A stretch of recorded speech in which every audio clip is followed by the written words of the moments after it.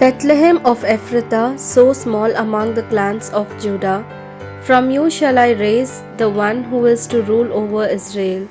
He comes forth from of old, from ancient times.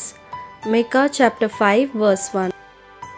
ಎಫ್ರಾತದ ಬೆತ್ಲೆಹೇಮೆ, ನೀನು ಯೆಹೂದದ ಸಾವಿರಗಳಲ್ಲಿ ಸಣ್ಣದಾಗಿದ್ದರೂ ಇಸ್ರೇಲಿನಲ್ಲಿ ದೊರೆತನ ಮಾಡತಕ್ಕವನು ನಿನ್ನೊಳಗಿಂದ ನನಗಾಗಿ ಹೊರಡುವನು. ಆತನ ಒರಡನಗಳು ಪೂರ್ವದಿಂದಲೂ ಅನಾದಿ ದಿವಸಗಳಿಂದಲೂ ಅವೆ. ಮಿಕ್ಕ ಅಧ್ಯಾಯ 5 ವಚನ 2. நீயோ எப்ராத்தா எனப்படும் பெத்லெகேமே, யூதா குடும்பங்களில் மிகச் சிறியதாய் இருக்கின்றாய். ஆயினும் இஸ்ரேலை என் சார்பாக ஆளப்போகிறவர் உன்னிடத்திலிருந்தே தோன்றுவார்.